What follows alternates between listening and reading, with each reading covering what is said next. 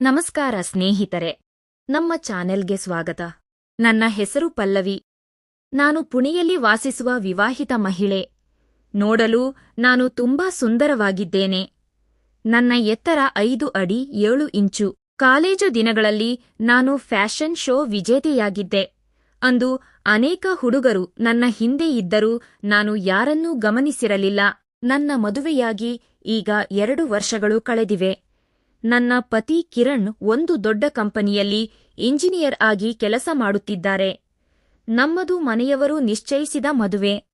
ಅವರ ತಂದೆ ಸರ್ಕಾರಿ ಕೆಲಸದಲ್ಲಿದ್ದ ಕಾರಣ ಈ ಸಂಬಂಧ ನಮ್ಮ ಕುಟುಂಬಕ್ಕೆ ತುಂಬಾ ಒಳ್ಳೆಯದು ಎಂದು ಅನ್ನಿಸಿತ್ತು. ಆದರೆ ಕಿರಣ್ ತನ್ನ ಕೆಲಸದಲ್ಲಿ ಎಷ್ಟು ಬುದ್ಧಿವಂತನೋ ಪ್ರೀತಿಯ ವಿಷಯದಲ್ಲಿ ಅಷ್ಟೇ ಮೌನಿ. ಅವನಿಗೆ ನನ್ನ ಮೇಲೆ ಅಷ್ಟೊಂದು ಪ್ರೀತಿ ಇರಲಿಲ್ಲ. ನಮ್ಮ ನಡುವೆ ಯಾವುದೇ ಉತ್ಸಾಹದ ಕ್ಷಣಗಳಿರಲಿಲ್ಲ. ರಾತ್ರಿ ಮಲಗುವ ಮುನ್ನ ಅವನು ದೀಪ ಆರಿಸಿ ತನ್ನ ಕೆಲಸ ಮುಗಿಸಿ ತಕ್ಷಣ ಮಲಗುತ್ತಿದ್ದನು. ನನಗೆ ಏನೂ ಮಾಡಲು ಸಾಧ್ಯವಿರಲಿಲ್ಲ. ನನ್ನ ಮನಸ್ಸಿನ ಆಸೆಗಳನ್ನು ಹೊಸಕಿ ಹಾಕಿ ಬದುಕಬೇಕಿತ್ತು. ಕಿರಣ್ ತುಂಬಾ ಶಾಂತ ಮತ್ತು ಹೆದರುವ ಸ್ವಭಾವದವನು ಎಂದು ನನಗೆ ತಿಳಿಯಿತು. ಅವನು ಮನೆಯಲ್ಲಿ ಹೆಚ್ಚು ಮಾತನಾಡುತ್ತಿರಲಿಲ್ಲ. ನಮ್ಮ ನಡುವೆ ಯಾವುದೇ ಆತ್ಮೀಯತೆ ಇರಲಿಲ್ಲ. ಪ್ರತಿದಿನ ಬೆಳಿಗ್ಗೆ ನಾನು ಎಚ್ಚರಗೊಂಡು ಕೆಲಸಕ್ಕೆ ಹೋಗುತ್ತಿದ್ದೆ. ಅವನು ತನ್ನ ಕೆಲಸದಲ್ಲಿ ಮಗ್ನನಾಗುತ್ತಿದ್ದನು. ನನ್ನ ಹೃದಯದಲ್ಲಿನ ಅತೃಪ್ತಿ ದಿನದಿಂದ ದಿನಕ್ಕೆ ಹೆಚ್ಚಾಗುತ್ತಿತ್ತು. ನಾನು ಸುಂದರವಾಗಿದ್ದರೂ ನನ್ನ ಪತಿ ನನ್ನನ್ನು ಸರಿಯಾಗಿ ಗಮನಿಸುತ್ತಿರಲಿಲ್ಲ. 2 ವರ್ಷಗಳ ಕಾಲ ನಾನು ನನ್ನನ್ನು ನಿಯಂತ್ರಿಸಲು ಪ್ರಯತ್ನಿಸಿದೆ. ಆದರೆ ಒಂಟಿತನ ಕಾಡತೊಡಗಿತು. ನನಗೆ ಯಾರಾದರೂ ಒಬ್ಬರು ನನ್ನನ್ನು ಪ್ರೀತಿಸುವವರು ಮತ್ತು ಸಮಯ ಕಳೆಯುವವರು ಬೇಕು ಎನಿಸತೊಡಗಿತು. ಇದೇ ಯೋಚನೆಯಲ್ಲಿ ನಾನು ಫೇಸ್ಬುಕ್ ಮೂಲಕ ಹಳೆಯ ಸ್ನೇಹಿತರನ್ನು ಹುಡುಕಲು ಪ್ರಾರಂಭಿಸಿದೆ. ಅಲ್ಲಿ ಅನೇಕ ಹುಡುಗರ ಪರಿಚಯವಾಯಿತು. ನಾನು ದಿನವಿಡೀ ಅವರೊಂದಿಗೆ ಚಾಟ್ ಮಾಡಲು ಪ್ರಾರಂಭಿಸಿದೆ. ಕಿರಣ್ ಆಫೀಸ್ಗೆ ಹೋದ ನಂತರದ ಸಮಯವೆಲ್ಲ ನನಗೆ ಇವರೊಂದಿಗೆ ಮಾತನಾಡಲು ಮೀಸಲಾಗಿತ್ತು.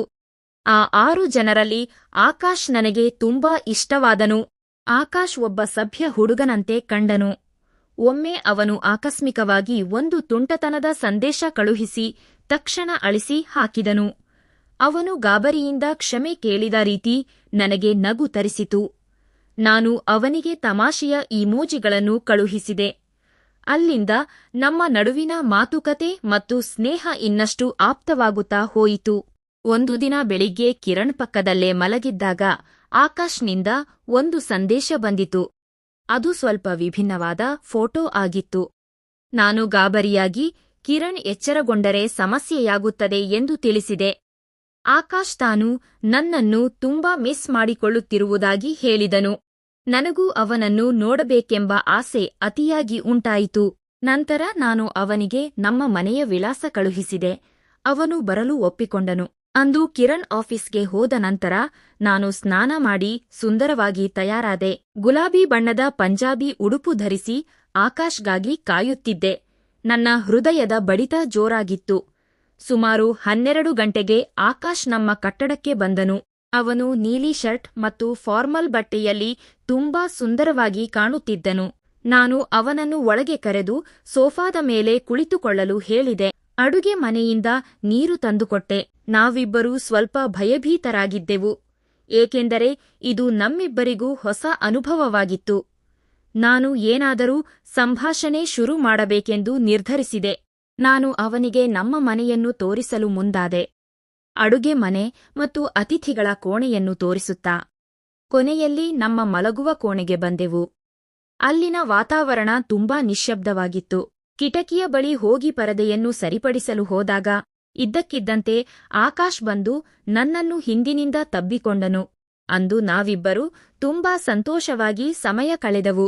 ಸ್ನೇಹಿತರೆ, ಆ ದಿನ ಸಂಜೆ 5 ಗಂಟೆಯವರೆಗೆ ಆಕಾಶ್ ನನ್ನ ಜೊತೆಯಲ್ಲಿದ್ದನು. ಅಂದು ನನಗೆ ಜೀವನದ ಹೊಸ ಅರ್ಥ ಸಿಕ್ಕಂತಾಯಿತು. ಕೆಲವೊಮ್ಮೆ ಜೀವನದಲ್ಲಿ ನಾವು ಹುಡುಕುವ ಪ್ರೀತಿ ಅನಿರೀಕ್ಷಿತವಾಗಿ ಸಿಗುತ್ತದೆ. ನನ್ನ ಈ ಕಥೆ ನಿಮಗೆ ಹೇಗೆ ಅನ್ನಿಸಿತು ಎಂದು ಕಮೆಂಟ್ ಮೂಲಕ ತಿಳಿಸಿ. ವಿಡಿಯೋ ಇಷ್ಟವಾಗಿದ್ದರೆ ಲೈಕ್ ಮಾಡಿ ಮತ್ತು ಸಬ್ಸ್ಕ್ರೈಬ್ ಮಾಡಿ. ಮುಂದಿನ ಕಥೆಯಲ್ಲಿ ಸಿಗೋಣ. ಧನ್ಯವಾದಗಳು.